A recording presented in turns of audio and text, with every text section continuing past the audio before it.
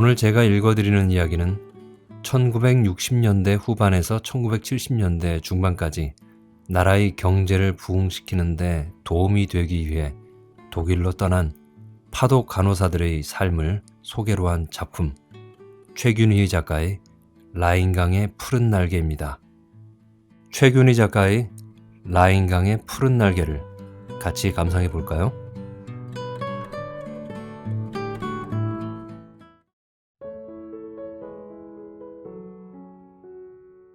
라인강의 푸른 날개, 최균희. 며칠 동안 단식 투쟁을 했다.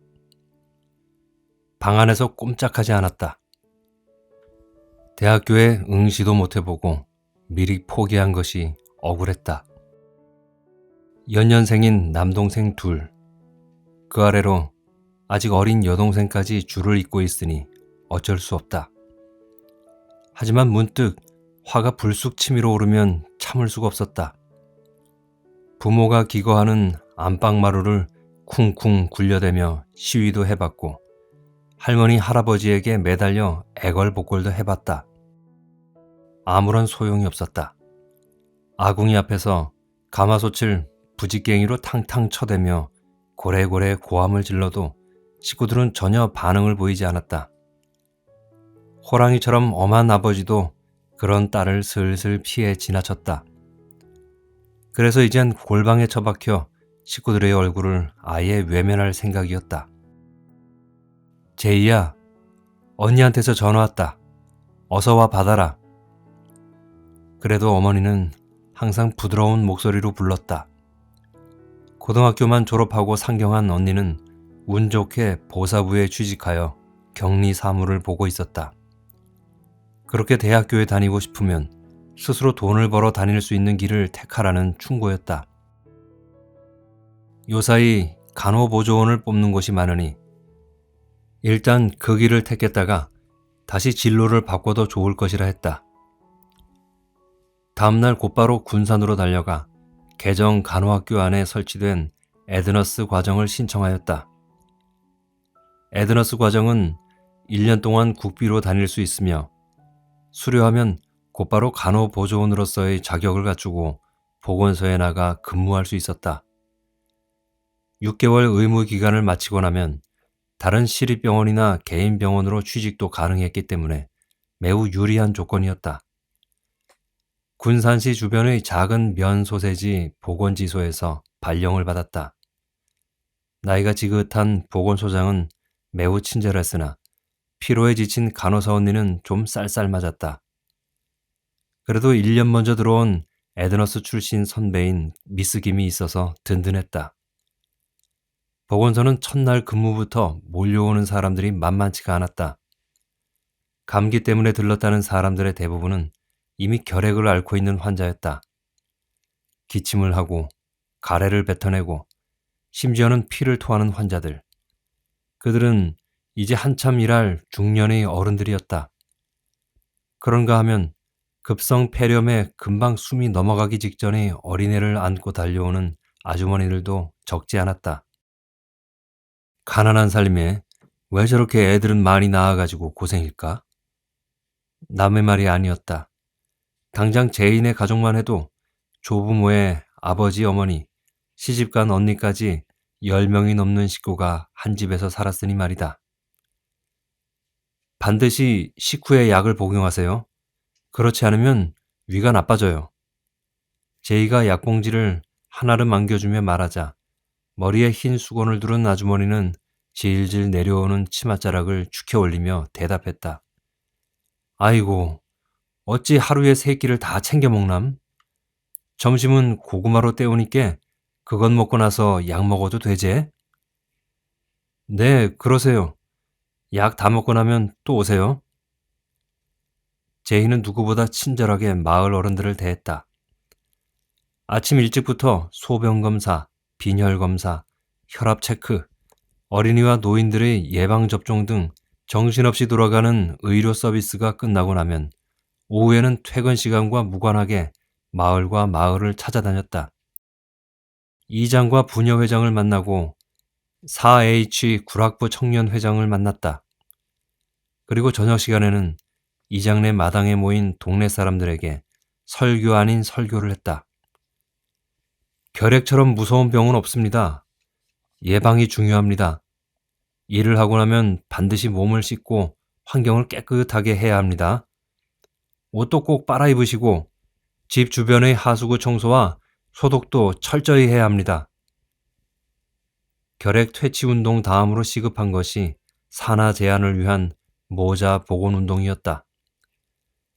아들, 딸 구별 말고 적게 낳아 잘 가르쳐 훌륭하게 키워야 합니다.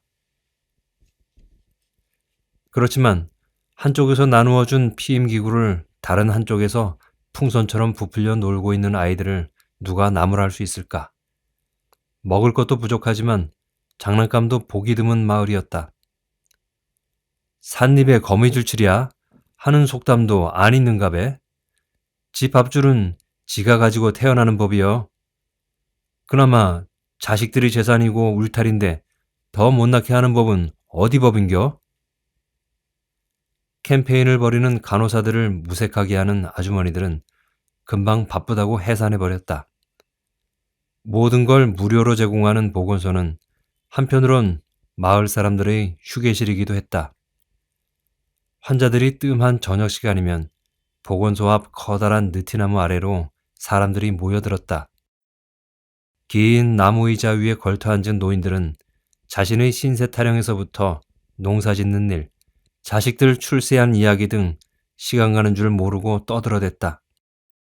사택에 사는 보건소장은 그런 노인들을 위해 이따금 막걸리 한 잔씩을 대접했다. 안주는 굵은 멸치 몇 개와 풋고추 서너 개를 된장에 박아 내놓는 것으로 충분했다. 그날도 오전 진료를 부지런히 마치고 결핵 퇴치와 산화 제한을 위한 캠페인에 나서기 위해 서둘러 나가는 제이를 보건소장이 불러세웠다. 미스 오도 이젠 바지 차림에 운동화네. 누가 시키지 않아도 스스로 알아서 그렇게 변장을 할 수밖에 없다니까. 보건소장은 이미 자기도 다 겪어본 일이라는 듯 놀림조로 말했다. 이어서 한마디 던졌다. 참, 미스 오도 원한다면 서독 파견 간호사로 갈 수 있는 길이 있는데 어떻게 생각해? 작년에도 우리 보건소 간호사 미쓰리도 그곳으로 떠났어. 제이는 한참 동안 소장실의 문을 닫지 못하고 그 자리에 서 있었다. 어떻게 할까?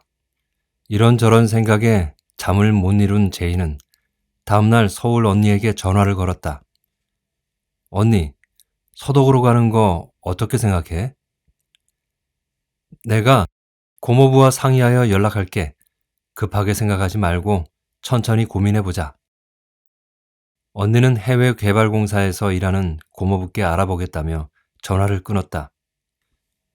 몇 시간 후, 제이는 고모부로부터 직접 전화를 받았다. 고모부는 서독으로 가는 것이야말로 나라와 가정과 자신을 위한 최선의 길이라며 강력히 추천한다는 의사를 밝혀왔다.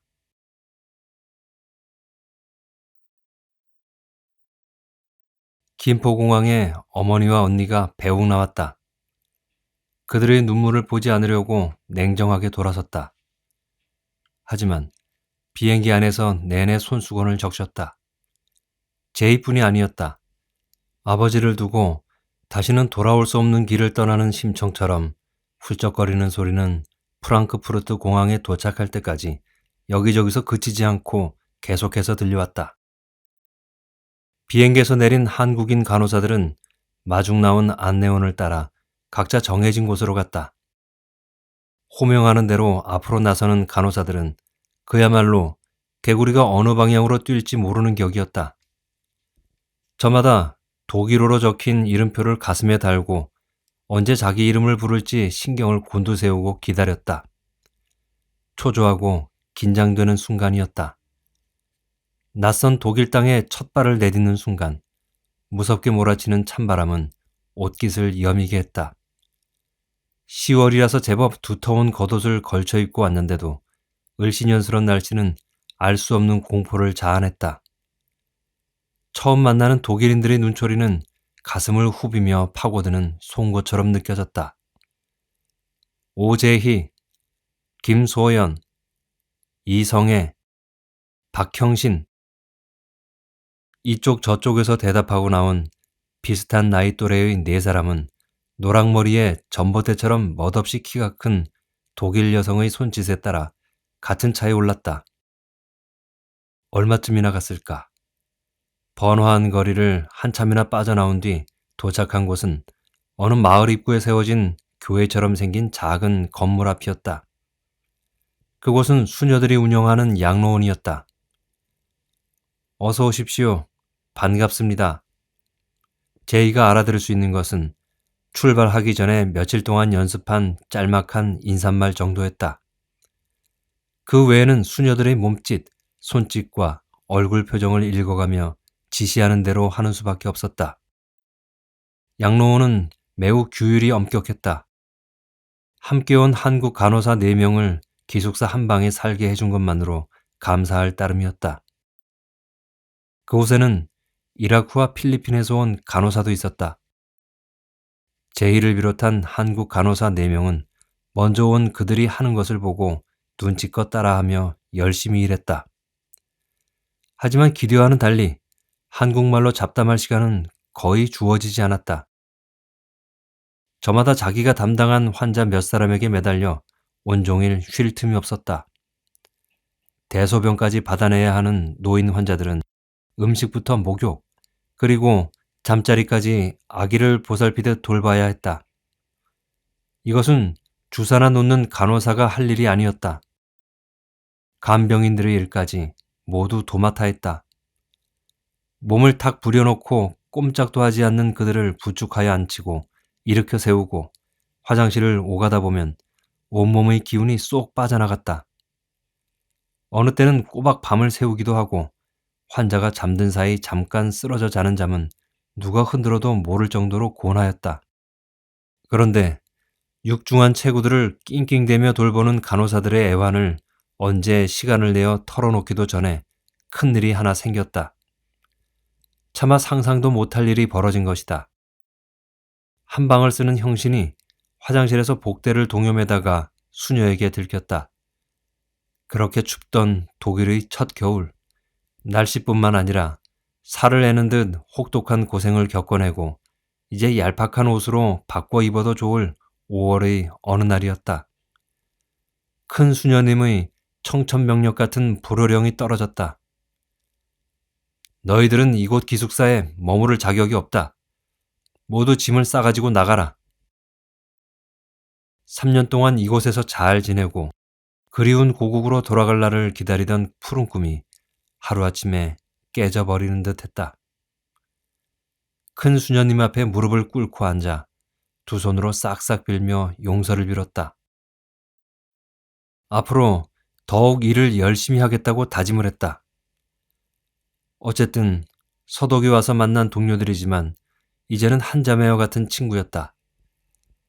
알고 보니 형신은 한국에서 이미 임신을 한 상태로 이곳에 온 것이었다.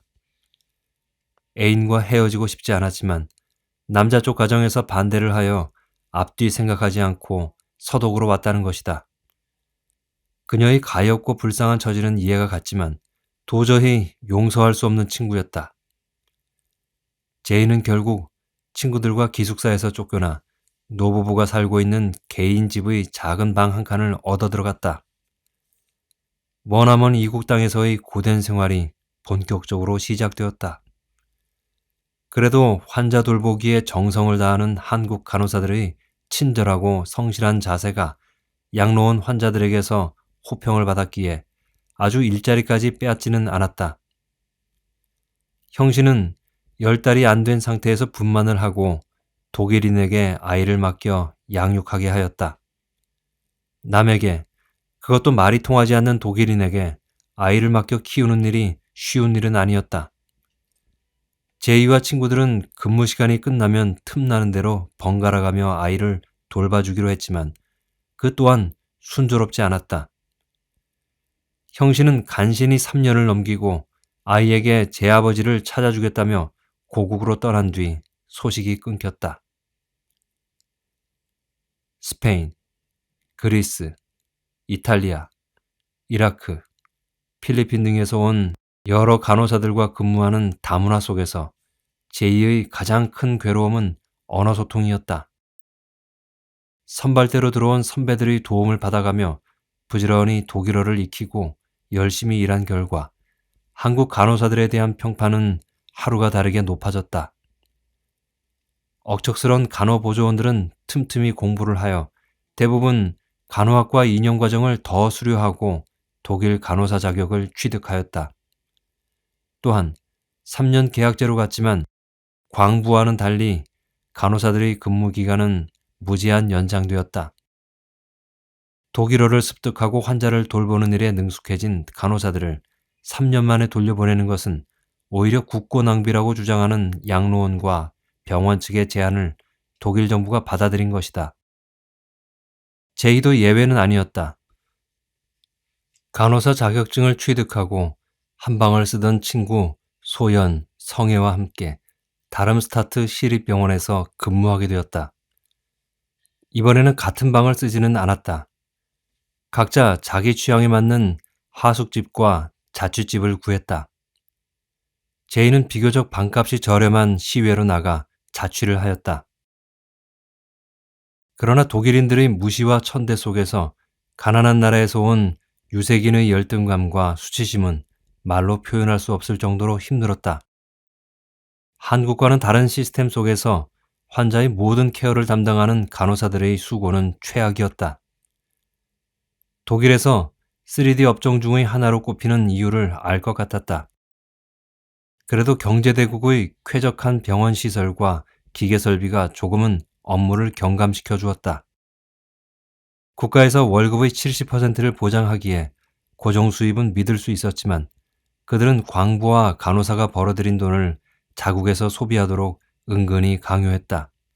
간호사들은 힘들게 고생하여 받은 월급을 꼬박꼬박 독일 은행 코메르츠 뱅크에 예치한 뒤 월급의 대부분을 고향으로 보냈다. 환자의 대소변을 받아내며 지독한 악취를 참아내고 금방 전염이 될 것 같은 고약한 피고름을 짜내면서 벌어들인 돈을 어떻게 쉽게 쓸 수 있단 말인가. 공포와 소름이 쭉쭉 끼치는 영안실에서 시체의 몸을 닦아내며 흘린 땀과 눈물은 그대로 바람에 씻겨갈 것 같지가 않았다. 제이는 5시에 일어나 우유 한 잔에 빵 한 조각을 먹고 부지런히 병원을 향하여 자전거 페달을 밟았다. 3부제 근무 중 아침 6시에서 오후 2시까지 첫 타임 근무를 맡아 30분 거리인 병원을 자전거로 통근하였다. 교통비라도 아껴 돈을 모아야 가난한 가정을 일으키고 동생들 학비도 마련할 수 있기 때문이다. 한국을 떠나온 간호사들은 모두 애국자였다. 태극기만 보아도 애국가는 물론 고향의 봄 노래와 우리 민요, 아리랑과 도라지 소리만 들어도 가슴이 뛰고 눈물이 나왔다. 누군가가 언급하지 않아도 대한민국의 발전이 곧 나의 발전이란 걸 인식하게 되었다. 간호사의 언행 하나하나가 모두 조국의 명예와 관련이 됨을 깨닫게 되었다. 그래서 고생을 고생이라 말할 수 없었다. 항상 얼굴에 미소를 띠고 친절한 태도로 환자들을 극진히 대했다. 나이팅게일의 정신이 아니라 해도 좋았다. 근검절약, 한 푼이라도 더 벌어서 고국으로 보내주는 것. 그것이 바로 애국하는 길이라 여기며 하루하루를 충실하게 살았다.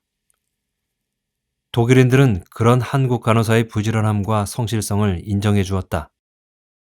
이따금 그들은 엄지손가락을 펼치며 리틀 엔젤이라 부르며 칭찬을 아끼지 않았다. 한편 그들은 간호사들의 푸른 날개를 여지없이 부러뜨리는데도 힘들이지 않았다. 하루는 병원 안이 시끄러웠다. 제이가 환자의 간호일지를 들고 막 1층 사무실 문을 열고 들어가려는 순간이었다. 난 정상이에요. 미치지 않았다고요. 왜들 날 정신병 환자로 모는 거죠? 병원 출입구 쪽에서 낯익은 목소리가 들렸다. 바로 친구 성혜였다. 제이는 둘째 타임인 오후방 근무를 하는 성혜와 헤어져서 사담을 나눈 지도 꽤 여러 달이 지났다고 생각했다. 그런데 지금 성혜는 우도 소매 한쪽이 반절은 벗겨지듯 흐트러진 옷차림으로 우락부락한 업무과장의 손에 이끌려 질질 밖으로 내쫓기고 있었다. 왜 그러시죠? 무슨 일이 있나요? 놀란 토끼 모양 동그래진 눈을 하고 사무원에게 물었다. 요즘 한국에서 온 간호사들 중에는 이상한 사람이 많아졌어요. 방금 전 미쓰리도 의학 공부를 할 거라며 자기 파트타임을 조절해달라고 왔어요. 과장님이 여러 번 안 된다고 했는데 오늘은 자기가 오히려 시끄럽게 떠들어대며 파트타임을 저녁 시간으로 옮겨달라고 떼를 쓰지 뭐예요? 그게 뭐 잘못인가요? 시간을 조절하면 될 게 아닌가요? 모르는 소리 하지 마세요. 돈을 벌려고 온 간호사들이 제 의무를 망각하고 어디 유학생 흉내를 내려고 합니까? 상대편 얼굴은 보지도 않고 중얼거리듯 짓거리는 매부리코 독일 여사무원 옆을 지나 제이는 얼른 서류를 제자리에 꽂은 뒤 성혜를 찾았다. 그러나 어느새 성혜는 사라지고 없었다. 업무과장을 붙들고 금방 잡아끈 성혜가 내 친구인데 어디에 있느냐고 물었다. 그는 제이의 말을 무시해버렸다. 그 뒤로 성혜는 병원에 나타나지도 않았으며 그녀의 소식은 더 이상 들리지 않았다. 아마도 그녀는 독일인과 결혼하여 시민권을 얻은 후 의학 공부를 계속하고 있거나 아니면 정신분열증 환자로 어딘가에 입원한 뒤 고국으로 추방당했을 것이라는 추측을 해볼 뿐이었다. 제이는 성혜에게 아무런 도움이 되어줄 수 없는 자신이 미웠다. 긴 한숨을 내쉬었다. 한국에서 서도까지 그 머나먼 길을 떠나온 간호사들은 하얀 날개를 단 백의 천사가 아니었다. 어쩌면 라인강의 깊이를 모르고 날아와 앉은 청동오리처럼 물에 젖은 파란 날개를 파닥거리는 가엾은 철새에 불과했다. 일요일마다 성당에 나갔다. 한국에서는 믿지도 않던 천주교를 택한 것은 순전히 지난번 수녀 양로원에 근무한 때문이었다. 수녀들은 일요일마다 간호사들을 데리고 성당으로 가 미사를 보았다. 처음엔 제이도 성당에서 이루어지는 모든 전례가 번거롭고 마음에 들지 않았지만 3년이란 세월이 지난 후론 일요일이면 자동적으로 성당을 향하여 발걸음을 옮겼다. 어쩌다 일요일 미사에 빠지고 나면 죄를 진 것처럼 다음 주 일요일이 꺼림칙했다. 제이를 성당으로 이끄는 자석 같은 힘이 또 하나 작용했다. 얼마 전의 일이었다. 성당에서 미사를 보고 나오던 제이가 핸드백에서 전화기를 꺼내려다가 딸려 나오는 미사포를 땅에 떨어뜨리기 직전이었다. 이야, 잡아라. 하마터면 이 깨끗하고 하얀 미사포에 흙이 묻을 뻔했군요. 허리를 굽히고 재빠르게 미사포를 받아든 독일 청년이 제이에게 미사포를 넘겨주며 안녕하세요 하고 한국말을 건넸다. 그리고 제이가 감사하다는 말도 꺼내기 전에 그는 성모상 앞에 서 있는 중년의 동양 여인에게 손을 흔들며 달려가는 것이었다.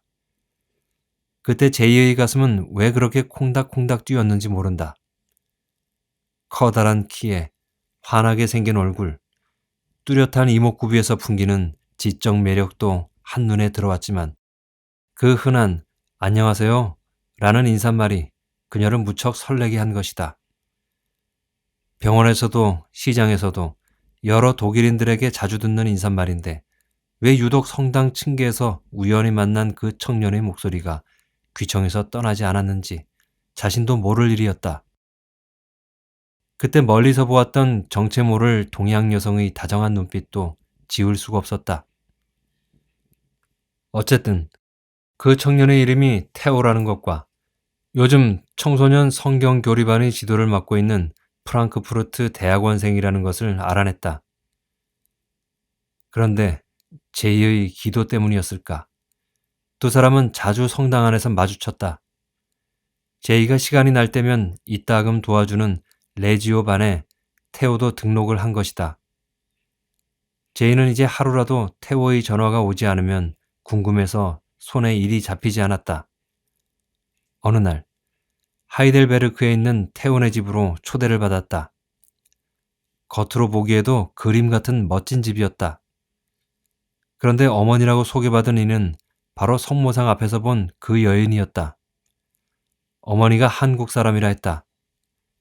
어찌나 반가운지 금방 고향의 어머니 같은 그녀의 품에 안기고 싶었지만 그녀는 성당에서 보았던 첫인상과는 아주 딴판이었다. 제이에게 매우 쌀쌀하게 대했고 한국어를 전혀 모르는 사람처럼 시종일관 독일어로만 이야기했다. 그래서 식탁에 올라온 김치를 먹으면서도 어떻게 해서 독일인과 결혼을 했으며 이곳에서 정착했는지 궁금한 질문들을 한마디 꺼내지 못했다. 다른 때는 별로 먹지 않는다는 김치를 제이를 위해서 특별히 자기 엄마가 차렸다고 너스레를 떠는 태호를 통하여 감사하다는 인사말 정도만 전했을 뿐이다. 다만 사진 액자 속에 팔자 수염을 한 군복 차림의 늠름한 남자가 태호 아버지일 거라고 짐작만 했다. 병원 스케줄이 없는 시간에는 대부분 태호와 함께 있었다. 로렐라의 언덕에 올라가 유유히 흐르는 라인강 물을 바라보며 여고 시절에 배웠던 독일 민요 로렐라의 언덕을 흥얼거리자 태호는 제이를 꼭 껴안아주며 외롭고 쓸쓸한 마음을 달래주었다. 그리고 옛날부터 전해오는 로렐라의 언덕의 전설도 이야기해 주었다. 언제부턴가 제이에게 태호는 친구라기보다는 든든한 보호자와 같은 느낌으로 다가와 있었다. 그리고 혼자일 때보다 둘이 있을 때가 훨씬 행복하다는 느낌을 감출 수가 없었다. 라인강 주변의 작고 예쁜 집들을 바라보며 저런 곳에 아담한 집을 짓고 태호와 함께 사는 것도 나쁘지 않겠다는 생각을 하고 있을 때 갑자기 태호가 허락도 없이 입맞춤을 해왔다. 제이는 깜짝 놀라 일어섰다. 하지만 하늘 위 밝은 태양에게만 들켰을 뿐 맑은 공기와 고운 구름까지도 모른 척하고 지나갔다. 그 사실은 더 이상 아무에게도 말하지 않았다. 그렇게 두 서너 달이 지난 후 태호로부터 사랑 고백을 들었다. 자취집에 찾아온 태호는 하룻밤을 자고 가겠다고 조르기까지 했다. 제이는 절대로 국제결혼을 허락할 리 없는 고향의 부모를 생각하며 완강히 거절하고 쫓아내듯 돌려보냈다. 일요 미사를 마친 후 태호가 함께 드라이브를 하자고 권했다. 좀처럼 허락하지 않는 제이를 태호가 데리고 간 곳은 말로만 듣던 남아오의 에프카카 나체종 마을이었다. 모두가 발가벗은 채 드러누워 썬팅하고 있는 남녀들. 제이는 화끈거리는 얼굴을 옆으로 돌렸다. 태호가 탈의실로 들어간 사이 제이는 오던 길로 방향을 바꾸었다. 빠른 걸음으로 그곳을 빠져나오는데 누군가 제이의 이름을 부르는 소리가 들렸다. 돌아보니 친구 소연이었다. 같은 병원의 독일 의사와 나란히 누워있던 소연이 제이를 먼저 발견하고 반갑다고 소리쳤다. 제이는 자신이 큰 죄라도 진 것처럼 얼굴이 빨개져서 넘어질 듯 휘청거리는 걸음걸이로 그곳에서 도망쳐 나왔다. 그리고는 혼자서 택시를 잡아타고 집으로 와버렸다.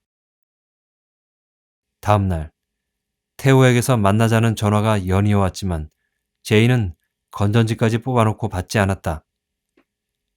더 이상 태호를 만나면 안 될 것 같았다.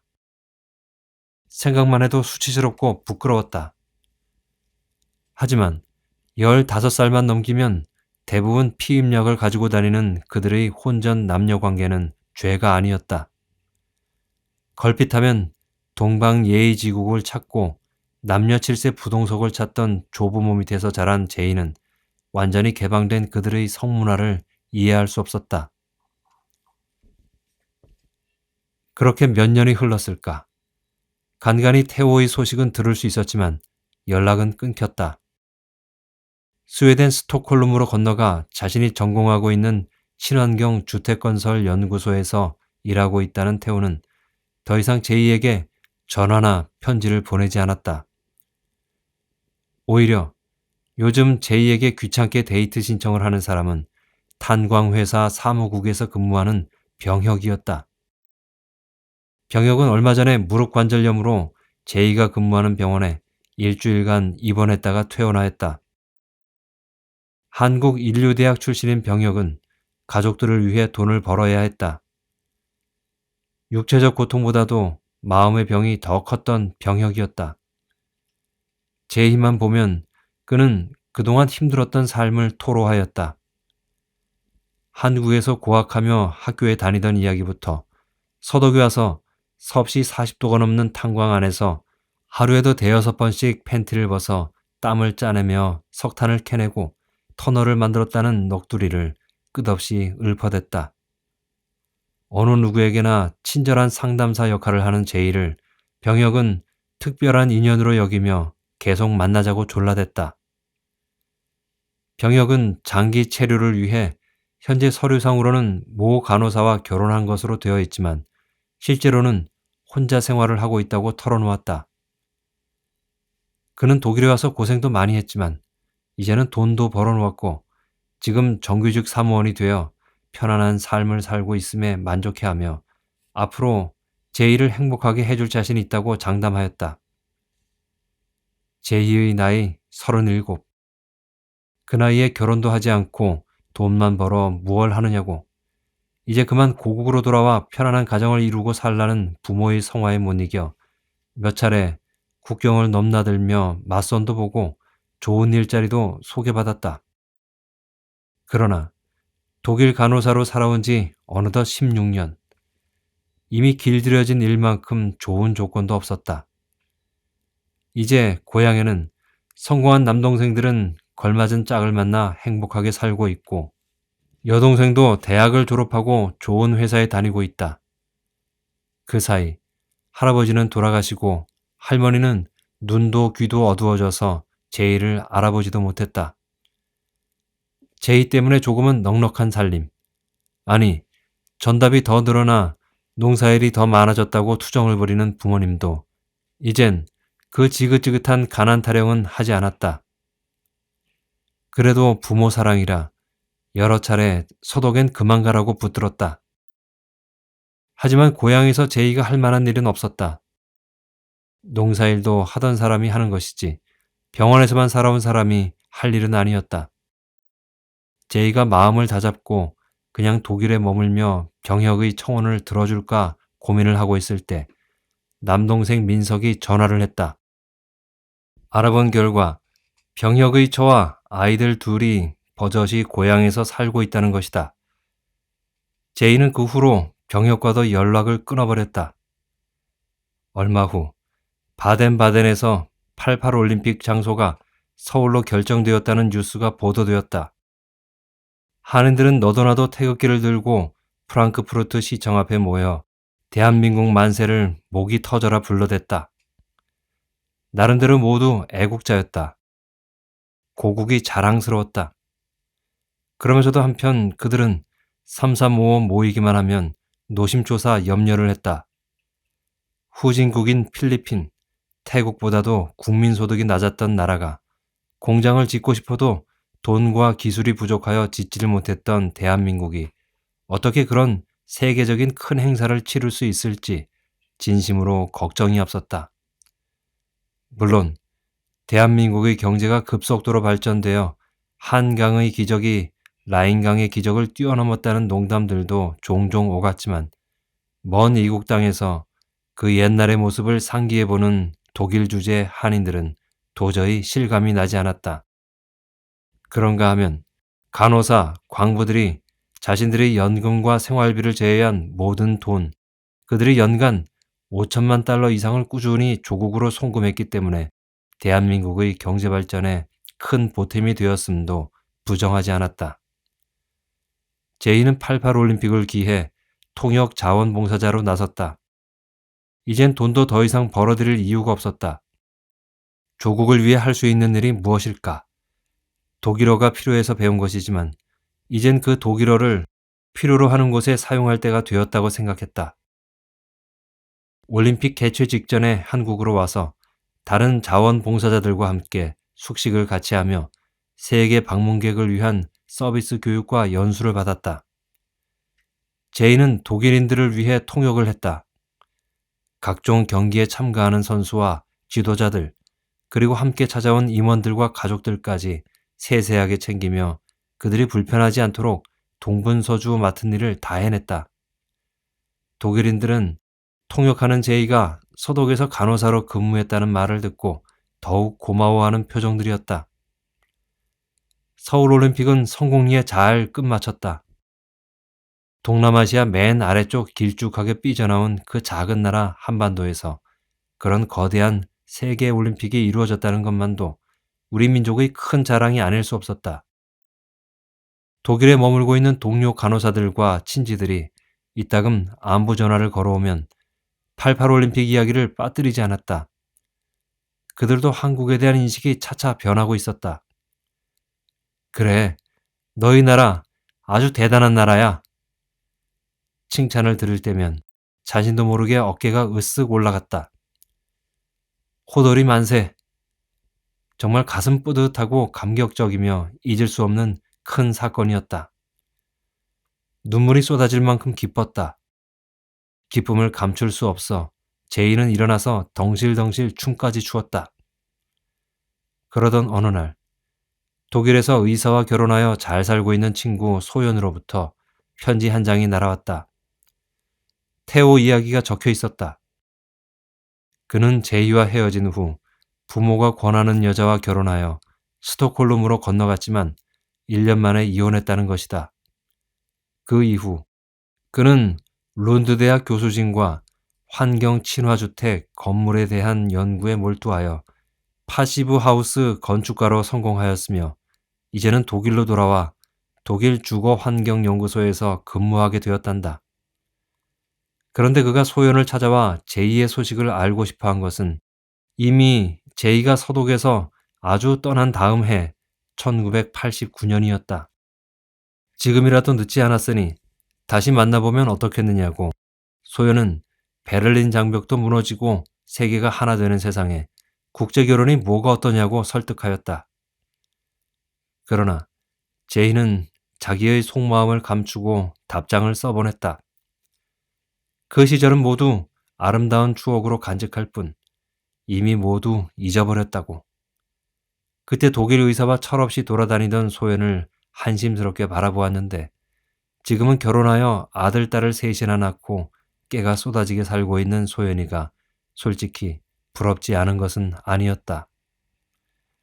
하지만 제이의 마음속에 뱀처럼 또아리를 틀고 자리한 그 보잘것없는 윤리의식은 좀처럼 변할 수가 없었다. 올림픽 폐막 후 그녀는 그대로 서울에 남았다. 그동안 벌어들인 돈으로 올림픽 때 지어진 아파트 한 채도 구입하고 혼자지만 신혼방을 꾸미듯 세간도 볼품있게 갖추어 놓았다. 이제 여생을 즐기며 편안하게 지내고 싶었다. 정규대학을 등록금 걱정 없이 다닌 두 남동생이 이따금 들르고 언니와 여동생도 한 달이 멀다 하고 찾아왔다. 이제야 가족이라는 것이 무엇인지 훈훈한 정을 느낄 수 있었다. 기왕이면 어머니 아버지를 함께 모시며 살고 싶었다. 그러나 시골 부모는 평생을 정부치고 살아온 고향과 땅을 어떻게 쉽게 떠날 수 있느냐고 오히려 역정을 냈다. 이름이 잘 알려진 회사원으로 대학 조교로 나가는 동생들은 이따금 맞선 자리를 마련해 놓고 연락을 했다. 저희들만 가정을 이루고 잘 사는 게 미안해서인지 노총각에 대한 정보를 많이도 구해왔다.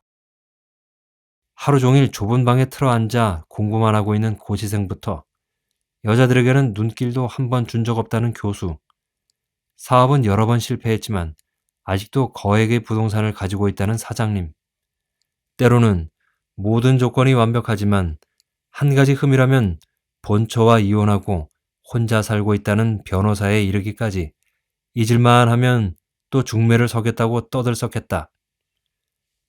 그러나 그녀는 모두 거절을 했다. 동생들 체면 때문에 어쩔 수 없이 나간 자리도 식사 한 끼로 끝내는 것이 고작이었다. 벌써 40년이 흘렀어. 이젠 내가 너무 늙었지. 아마도 그이 앞에 나타나면 실망뿐일 거야. 그녀는 지난날을 회고하듯 먼 데로 시선을 돌렸다. 그래도 돌아보면 젊은 날의 그리운 추억이라고 말했다. 힘들고 고달픈 생활 속에서 그와의 로맨스는 아름다웠다고 작은 목소리로 속삭이듯 말했다. 지금도 기다림의 전설이 살아있는 로렐라의 언덕과 그 맑고 파란 하늘 아래 고요히 흐르는 라인강. 그 속에서 푸른 꿈을 키우며 날개를 퍼덕이던 한국 간호사들. 비록 물에 젖어 힘없이 늘어진 날개죽지일지라도 그들은 저 높고 푸른 하늘과 라인강 물 위를 실컷 날아보는 꿈만은 결코 포기하지 않았다고 힘주어 말했다. 이제 생각하면 왜 내가 그곳에 그냥 남아있을 걸 귀국했는지 모르겠어. 남은 건 허무야. 난 그곳에서도 이곳에서도 이방인이야. 건강이라도 좋으면 괜찮을 텐데 난 겉보기와는 달리 심신이 병들어 있어. 시력도 약해졌고 비행기도 탈 수 없어.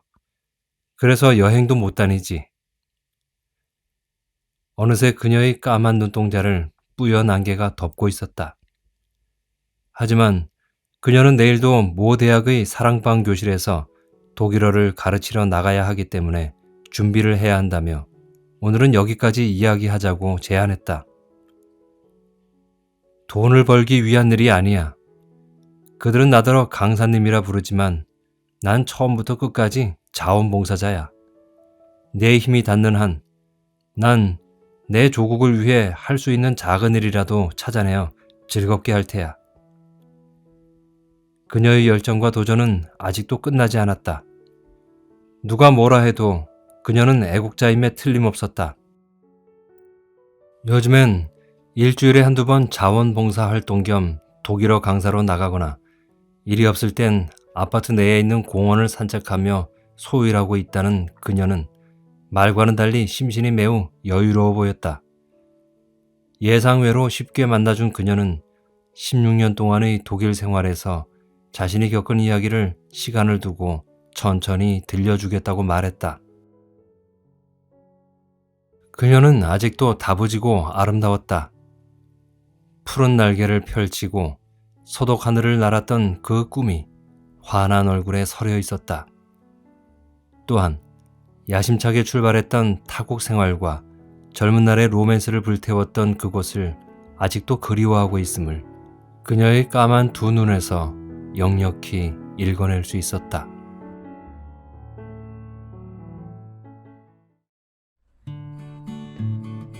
이 작품 어떤 영화 한 편이 떠올랐는데요. 혹시 여러분들도 저와 같이 그 영화가 생각나셨나요? 지난 2014년에 개봉되었던 국제시장 말입니다.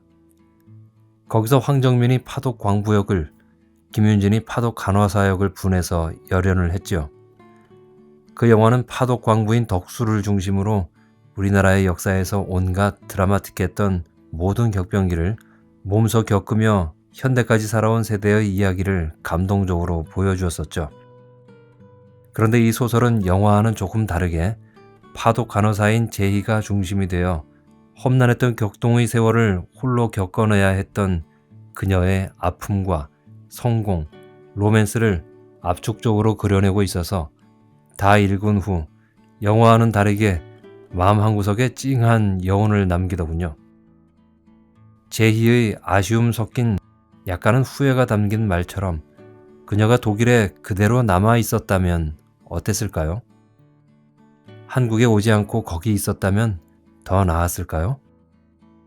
어쩌면 거기서도 지금과는 반대의 아쉬운 후회를 하진 않았을까요? 그건 여러분들의 상상에 맡기겠습니다. 재밌게 들으셨나요? 재밌게 들어주셨다면 저는 열심히 만든 보람을 얻을 것 같습니다. 지금까지 최균희 작가의 라인강의 푸른 날개를 읽어드렸습니다. 오늘 이야기는 여기에서 마치겠습니다. 끝까지 함께 해주셔서 감사하고요. 다음에 또 뵐 때까지 행복하세요.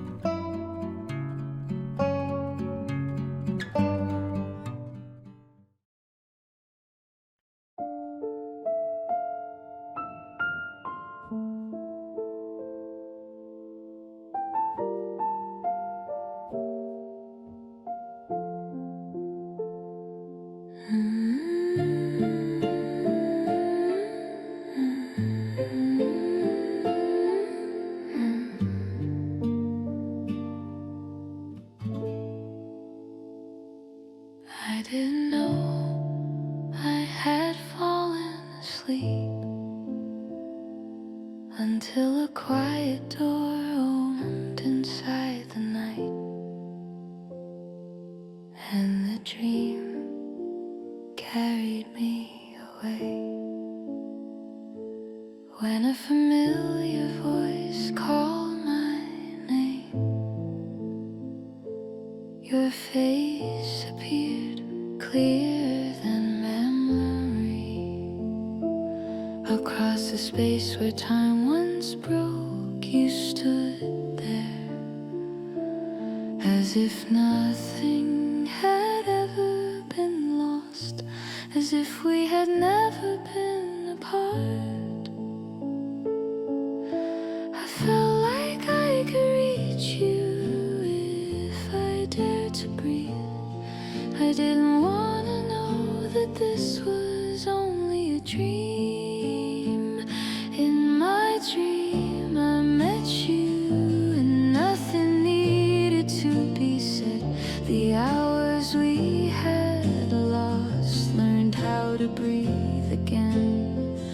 Even knowing you would disappear, I saw myself smiling, not with longing, but with something called happiness.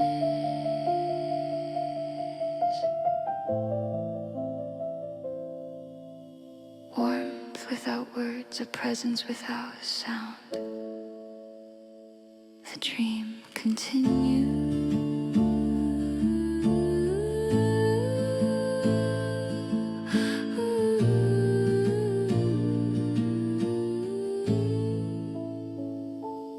You look calmer than before, and somehow that was enough. I almost cried because I felt at ease. All the words I never spoke stayed where they were, as we simply shared the same quiet sky.